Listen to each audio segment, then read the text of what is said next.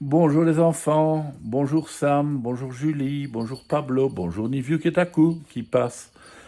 L'histoire d'aujourd'hui nous parle à nouveau de sorcières, d'une sorcière qui s'appelle Pélagie et qui semble avoir bien des problèmes avec son chat. Pélagie, la sorcière, vivait dans une maison noire au milieu de la forêt. La maison était noire à l'extérieur et noire à l'intérieur. Les tapis, noirs. Les chaises, noires. Le lit, noir. Les draps et les couvertures, noirs aussi. Et la baignoire, elle était de quelle couleur? Noire. Pélagie vivait dans sa maison noire avec son chat Rodolphe. Il était noir lui aussi, et c'est ainsi que les ennuis commencèrent. Quand Rodolphe était installé sur une chaise, les yeux ouverts, Pélagie le voyait. Du moins, elle voyait ses yeux.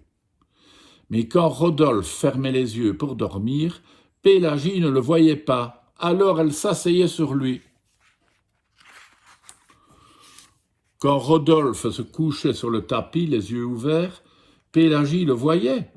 Du moins, elle voyait ses yeux.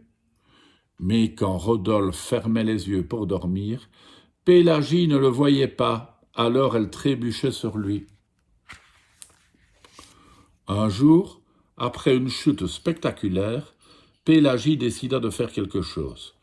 Elle prit sa baguette magique, la leva sur Rodolphe et abracadabra, Rodolphe n'était plus un chat noir, il était d'un vert éclatant.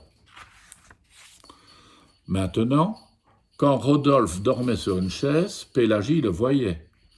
Quand Rodolphe dormait sur le tapis, Pélagie le voyait. Et elle le voyait aussi quand il dormait sur le lit. Mais Rodolphe n'avait pas le droit de dormir sur le lit. Alors Pélagie le mettait dehors sur l'herbe. Quand Rodolphe s'asseyait sur l'herbe, Pélagie ne le voyait pas, même si ses yeux étaient grands ouverts. Un jour, Pélagie sortit de la maison en courant. Elle trébucha sur Rodolphe, fit 3 sauts périlleux et atterrit dans un buisson de roses. Cette fois, Pélagie était furieuse. Elle prit sa baguette magique, la brandit 5 fois et, abracadabra, Rodolphe se retrouva avec une tête rouge, un corps jaune, une queue rose, des moustaches bleues et des pattes mauves. Mais ses yeux étaient toujours verts. Maintenant, Pélagie voyait Rodolphe quand il était assis sur une chaise, quand il était couché sur le tapis, quand il rampait dans l'herbe, et même quand il décida de grimper au sommet de l'arbre le plus haut. Pourquoi Rodolphe était-il monté au sommet de l'arbre le plus haut? Pour se cacher. Il était ridicule et il le savait, même les oiseaux se moquaient de lui. Rodolphe était malheureux. Il resta en haut de l'arbre tout le jour et toute la nuit. Le matin suivant, Rodolphe était toujours en haut de l'arbre. Pélagie était soucieuse. Elle aimait bien Rodolphe et ne supportait pas de le voir malheureux. Alors, Pélagie eut une idée. Elle brandit sa baguette magique et, abracadabra, Rodolphe redevint un chat noir. Il descendit de l'arbre en ronronnant. Puis Pélagie brandit sa baguette encore et encore et encore. Maintenant, la maison est jaune avec un toit rouge et une porte rouge. Les chaises sont blanches avec des coussins rouges et blancs.